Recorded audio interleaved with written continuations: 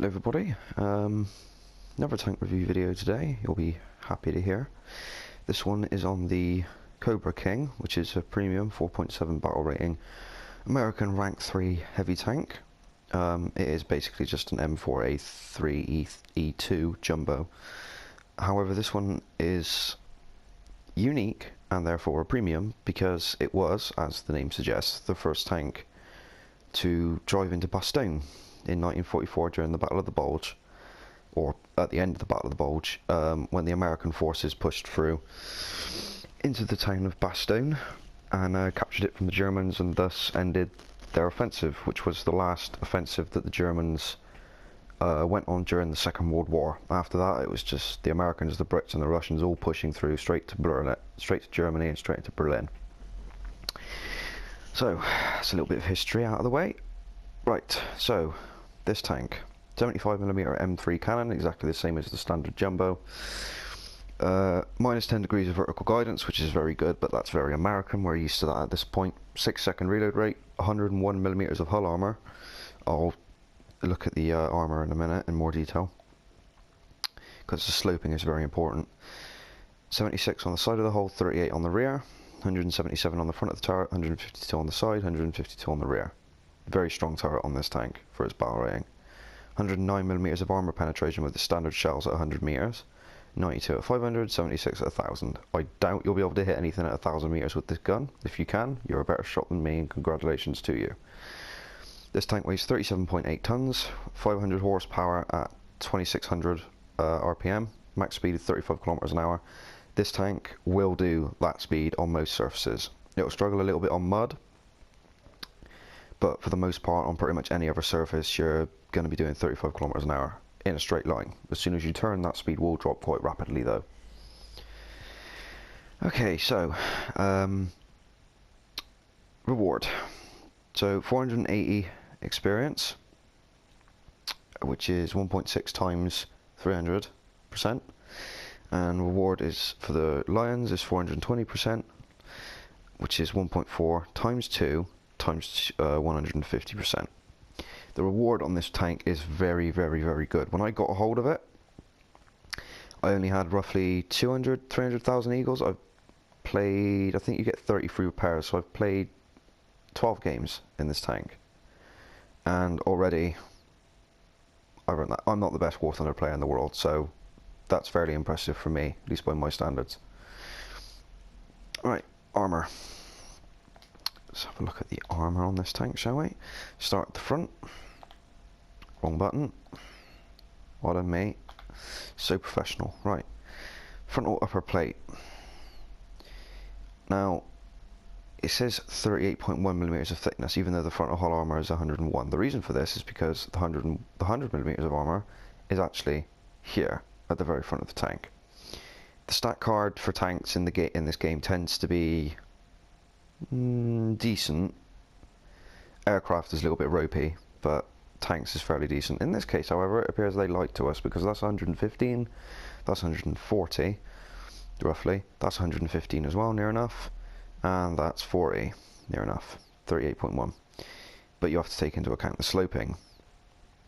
If you angle this tank at roughly 45 degrees, well, not even that, about there, you get the equivalent of, from this side, 58mm, and all the way to the right, roughly 65. Maybe more, but things in the way, so I apologise for that. The armour on this tank is what makes it special. The worst part is most definitely the gun. Anyone who's driven the standard jumbo, the first jumbo with the 75mm, will be more than aware of how terrible that gun is. The shells do not tend to create fragmentation very much when they penetrate an enemy tank, assuming that they're capable of penetrating it in the first place, which is why this is only a 4.7 battle rating. If you get down tier to 3.7, you'll be laughing. Nothing will penetrate you, and your gun will penetrate near enough everything. And if not, you always have a PCR to back you up. If you get up tier to 5.7, where you might be fighting tigers, you might be able to penetrate them. They'll struggle to penetrate you if you angle your tank, but if they're intelligent, they'll just go around you anyway, or the mediums will. So, front of the turret, 177.8mm, with an effective thickness of 178. This is flat armor, right? So I tend to angle my turret. If I've angled my hull, I'll tend to angle my turret when I'm not shooting at them, swing the gun around, aim, pull the trigger, swing the turret back around again, just so they can't get a clean shot, without angling the turret too much that they can penetrate the side of my tank. Right? So this would be near enough perfect. If the gun was supposed to be here, pointing toward the screen, so the tank was down here, over here somewhere, then I'd angle the turret like this to stop them from being able to penetrate the front of my tank. If they hit there, that's an automatic bounce zone. 300 millimeters all the way to 163. That's very impressive for a 4.7 barrel rating tank. Side of the hull, flat as a pancake. Nothing unusual here. The Americans at least had the common sense to use sloped armor on the front of their tanks. The Germans didn't really catch up to that until the Tiger II, but I digress. 76.2 millimeters on the side of the hull at least, and 155 on the side of the turret. If you see one of these in battle, shoot at the hull. Do not shoot at the turret. If you can penetrate the turret, then great, but if you set the tank on fire by hitting it in the engine at the rear, all the better still. Rear of the tank, rear of the hull, 38 millimeters, and the bottom is 40, but yeah, either way you'll be able to penetrate this tier. Back of the turret, 170 millimeters, near enough. These sides are sloped, so if you're going to shoot at the back of the turret, I'd recommend shooting here or shooting here. Here would probably be a better choice, but if you're a smaller tank, you're going to have to aim up, which means you're more likely to bounce, so take that into consideration. Right, so layout of the inside of the tank, exactly the same as the standard jumbo. Engine in the rear, transmission in the front, machine gunner, driver, loader, turret ring, obviously.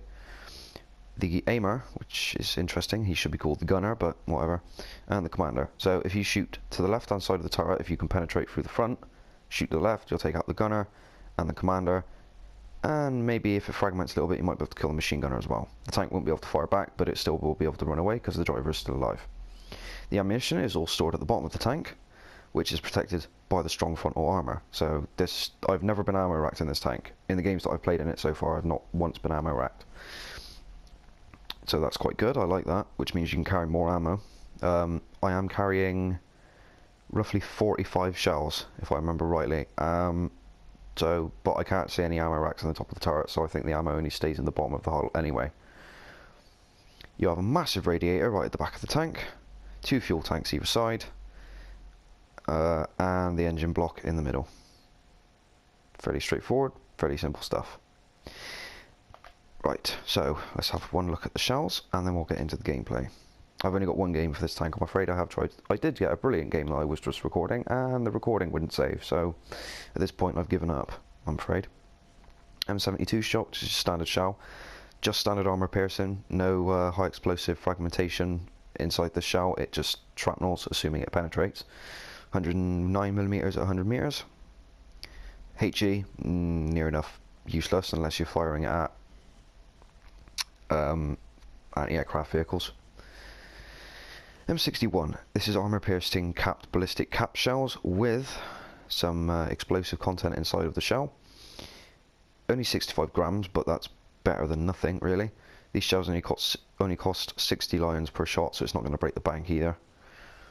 But the penetration is lower, 88 millimeters of penetration at 100 meters. This is the shell I would recommend using, not most of the time. I mean, you're better off with the standard armor piercing for the most part, but if you find a tank you can't penetrate, switch to the APCR shell, 137 millimeters at 100 meters. But once again, no high explosive content. This is just a solid slug. So if you know where the ammo racks are on a tank, aim for them. If you know where the gunner is, aim for him, and just whittle their tank down, taking out the crew one by one until they're eventually dead. Well, that pretty much finished it for the garage section.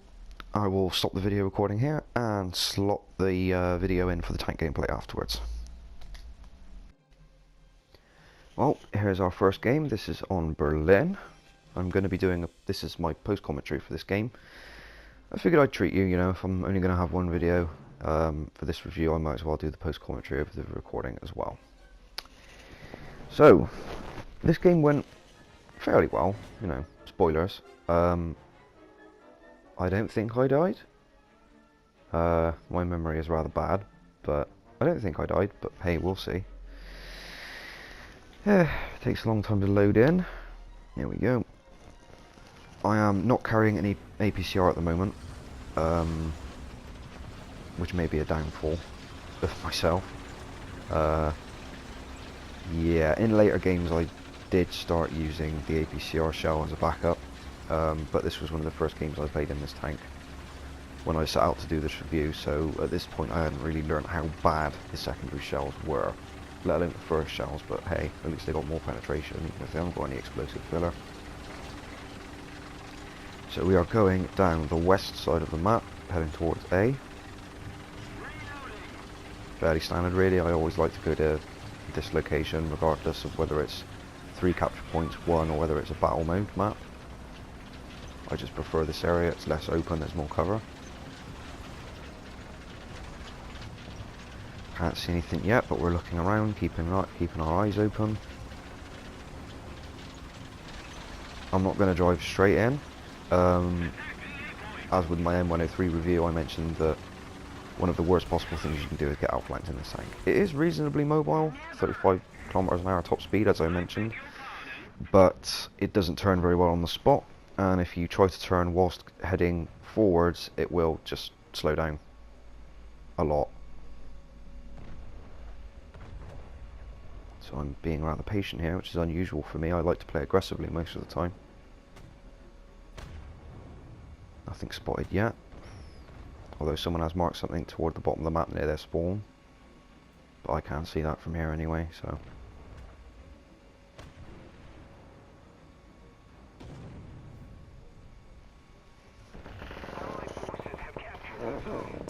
Hello KV1, fire, no penetration. Bounces, I'll fire again, bounce off the front of the plate. I'm not very well angled here, but it is just a KV1, so I'm not, pardon me, not too concerned. Someone's dropping artillery on it. Move up.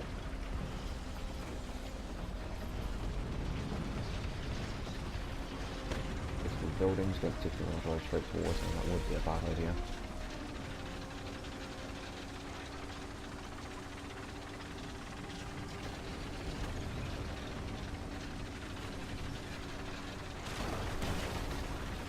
Circle.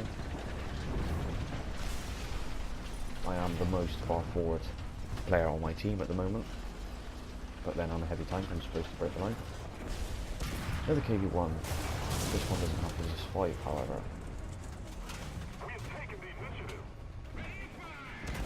Shoot a shot through the lower front plate, kills the driver. Good start, I need to kill this guy fast, fire again. Penetration but not a lot of damage. This is the issue you have with not having a fragmentation shell. 3-4, one shot, straight through the front turret, kills the gunner. Fire again at KV1, good driver support, kills the driver. You have to really pick your shots well with these shells because they don't have an explosive filler. Second shot through the left hand side of the turret, kills the commander, injures the loader. Another shot through the right hand side, finally takes the tank out. And the T-34 is taken out by another player. I don't exactly know what I damaged here. The model on my tank in the bottom left of the screen doesn't, at least on this screen I'm watching this in, doesn't seem to have anything that immediately jumps out at me, but 10 seconds off on the repair.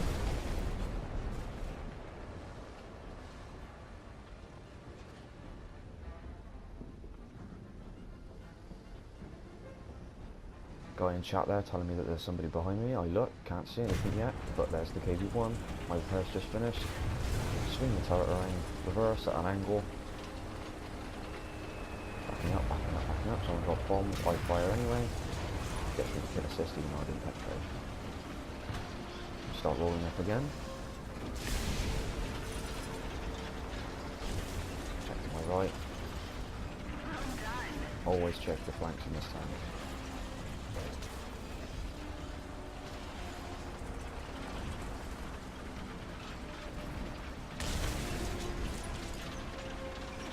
I'm not a fan of spawn camping, so that's not what I'm trying to do here. I'm just pushing as far as I can.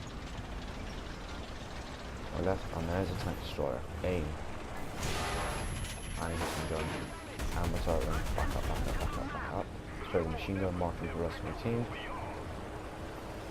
There are people heading up behind me, so I'm hoping I'm going to get cover here. Get around the building, out of his line of fire. Keep backing up. And then 4 Sherman turns up. Start my repair. 30 seconds, not too bad. Asking to cover me, I'm repairing. Sherman goes balls deep and charges the tank destroyer, very brave of him. Repair's halfway done, I'm checking around. Seeing where the rest of my team are, seeing if I can see any enemy. Nothing yet. My commander's dead though, which means my 50 is out of action, but that's not too much of a concern at this stage. Actually no, I'm wrong, I apologise. Commander isn't dead. My machine gunner is dead, so that could have gone far worse.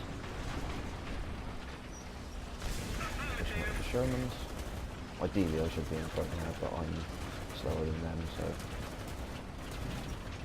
I see a muzzle flash from behind the wreck of that building over there, so I move up, stop, aim, it's a T-34, fire, critical hit from the side of the tank, kills the gunner, kills the machine gunner. Ideally I should have immobilised him there so I could get another shot off, but I wasn't that fortunate. Gaz anti-aircraft truck, spraying with the 50s. 15, 30, anything there. Fire another shot on me, thankfully I actually hits him, and use my machine gun kill him. Not going to bother taking that shot, he's at an angle, I'll just bounce, shoot the side of the turret, take out the rest of the crew.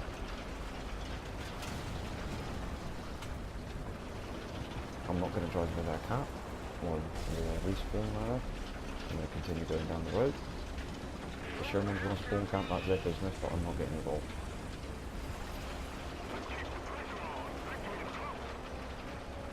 This is almost a certain victory at this stage. You'll notice I haven't bothered firing any of the high explosive high-piercing ammunition with the high explosive filler because, well, penetration is just awful. If I'm struggling to penetrate with my standard shells, then I'm going to struggle with this one. So this is on the right, which I assume means on the right side, so I go over to have a look. The game's pretty much finished at this point. This is just me driving around, showing the maneuverability of this tank. 33 km an hour there on mud, in a straight line. Remember the top speed is 35, so like as I said, it's quite easy to reach the top speed in this tank, regardless of the terrain. Thick mud will slow you down as we're driving through rivers and water, but other than that, it's not too bothered. Look around, I can't see anything.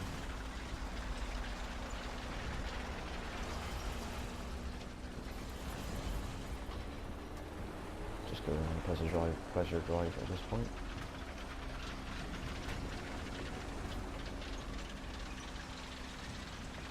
Looking around as always, see what I can see.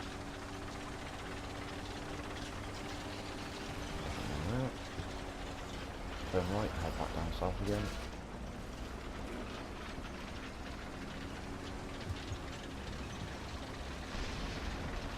This area of the map is a lot more wide open, so I really have to keep my eyes and ears open.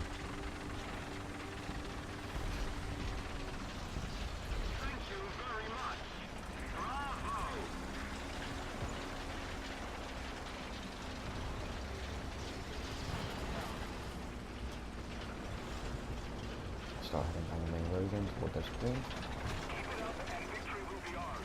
Just to regroup with the rest of my team.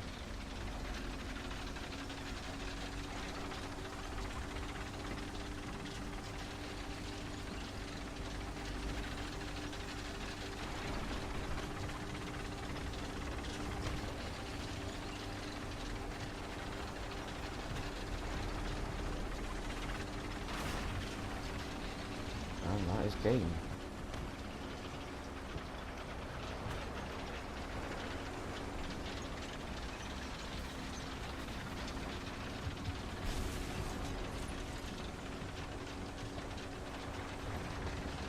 So this match up in third, 3 kills, 2 assists, 1,425 score.